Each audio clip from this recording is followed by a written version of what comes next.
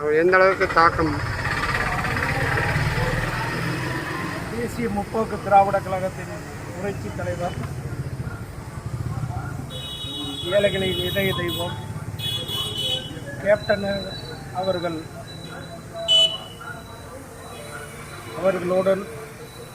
குறைந்தது 20 ஆண்டுகள் நான் பயணித்திருக்கிறேன். இந்த மாதிரி ஒரு அரசியல் தலைவர், இந்த மாதிரி ஒரு மனிதாபிமுள்ள ஒரு மனிதர் உலகிலே, குறிப்பாக தமிழகத்திலே இப்படி ஒரு தலைவர் யாருனாலையும் இருக்க முடியாது. அப்படி ஒரு தலைவருடன் நான் ஒரு 18 ஆண்டு காலம் கூடயே பயணித்தேன் என்றால் அது எனக்கு மிகப்பெரிய பாக்கியம். கடவுள் என்று இருக்குது என்று சொல்வார்கள்.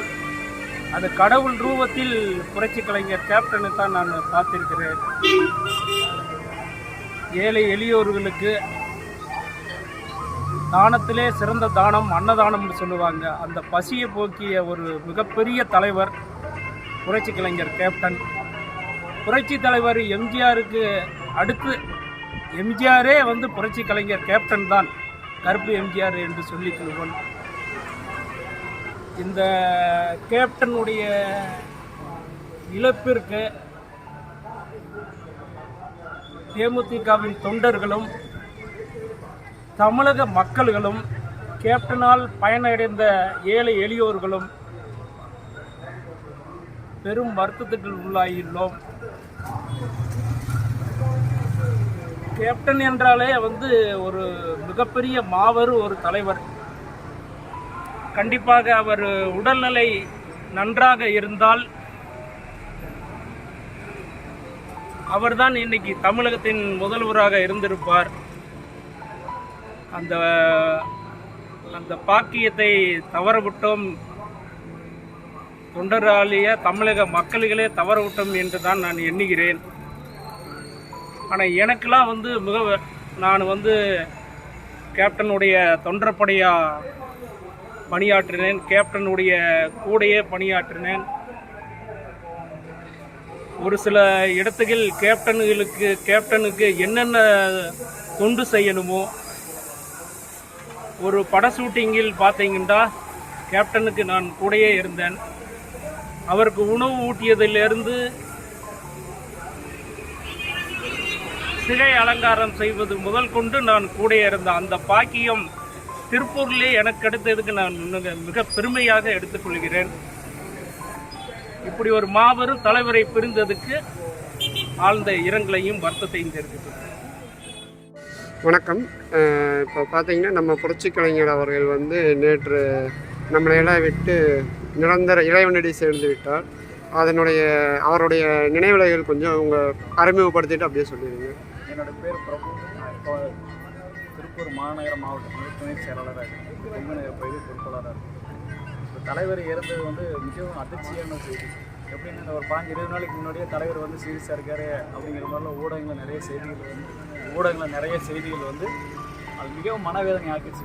இது சம்பந்தமாக பொதுக்குழுவில் பொதுக்குழு சைக்கிள் நாங்கள் சென்னை போகும்போது நான் லோக்கல் மீடியாவுக்கு நிறைய பேசியிருக்கேன். அந்த வீடியோ இங்கே சமூக வலைதளங்களில் வந்திருக்கு. அப்போ அந்த மீடியாக்கள் சொன்னது பொய்யா இருக்கிற மாதிரி இருந்து தலைவர் பொதுக்குழு சைக்கிளில் நாங்கள் தெய்வத்தை பார்த்த மாதிரி நாங்கள் அவ்வளோ பூரிப்படைஞ்சு சந்தோஷப்பட்டு தான் நாங்கள் நிம்மதியாக நாங்கள் அடுத்த கட்சி வேலைக்கு செஞ்சுட்ருக்கோம். திடீர்னு 2 நாளைக்கு முன்னாடி தலைவர் அட்மிட் ஆகும்போது ஜென்ரல் செக்கப்பில் 15 நாள் கழிச்சு போகிறாங்கிற மாதிரி தான் தலைமைக்கு எல்லாம் தெரிவித்தேன். நேற்று காலையில் ஒரு 7 மணிக்கு எங்களுக்கு தகவல் வருது, இந்த மாதிரி மாவட்ட செயலாளர் கிளம்பி பார்த்தீங்கன்னா திடீர்னு பார்த்தீங்கன்னா ஒரு அறிவிப்பே இல்லாதங்கிற மாதிரி டக்குன்னு கொடுத்த மாதிரி 1/2 மணி நேரத்தில் 1/4 மணி நேரம் வந்தாலும் சத்தியமாக எங்களால் கேட்டு எங்களால் வாழவே முடியல. அந்தளவுக்கு எங்களால் அழுகாட்சியிலேருந்து என்ன எதுவுமே கண்ட்ரோலாக பண்ண முடியல. அந்தளவுக்கு மனவேதனை ரொம்ப கஷ்டத்தில் இருக்கிறோம். ஏன்னா தலைவருக்கு கட்சிக்காரங்க சார்பார் நாங்கள் செய்கிறத விட இன்றைக்கி பொதுமக்கள் அத்தனை பேருமே தலைவருக்கு ஃப்ளெக்ஸு அனுதாபங்கள் கொடுக்கும்போது மனசு ரொம்ப வச்சு அவளுக்கு எப்படின்னா புரட்சி தலைவர்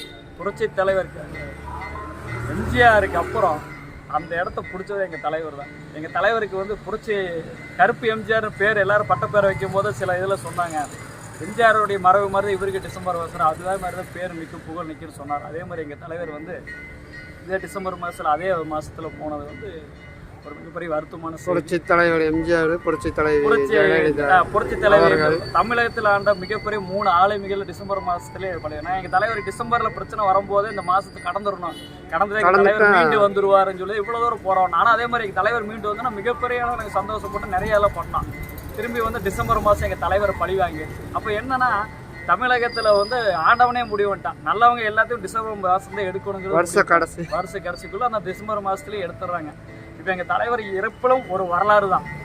நீங்கள் இப்போ சொல்கிறேன், இருந்தாலும் இறந்தாலும் பேர் சொல்கிற தலைவர் தான். இன்றைக்கி எங்கள் தலைவர் சாதாரணமாக எல்லாரும் சொன்னீங்க, இன்றைக்கி தமிழ்நாடே உங்களுக்கு தெரிஞ்சது. புரட்சி கலைஞர் யார், அவர் செய்த தர்மம்னு என்ன, மக்களுக்கு தான் சொந்த சம்பாயத்தில் கொடுத்து பேர் வாங்கினார். நீங்கள் நாங்கள் அழுகிட்டீங்க, தமிழ்நாட்டில் இந்தியாவே அழுகு இந்த மாதிரி ஒரு தலைவர் இறந்துட்டாங்க. ரொம்ப மனவேதனையோட எங்கனால பாருங்க, நான் சென்னை கிளம்பணும், ஆனால் முடியல. என் பகுதி பூரா கிட்டத்தட்ட 50-100 வால் போஸ்ட் ஃப்ளக்ஸ் பூரா எல்லாம் 100 ஃப்ளக்ஸ் அடித்து எல்லா பக்கம் வச்சு எல்லாமே மக்களுக்காக இதய அஞ்சலுக்காக நான் செலுத்த நாங்கள் இருக்கக்கூடிய சூழ்நிலை வந்துருச்சு. அதனால் ரொம்ப மனசு ரொம்ப வலிக்குதுங்க. மனவேதனையோட தான் தலைவருக்கு ஆழ்ந்த இடங்களை கொடுக்குறோம். கட்சி அந்நியர்கள் இடத்துல வந்து கட்சி மீண்டு வரணுங்கிறது நிர்வாகிகளுடைய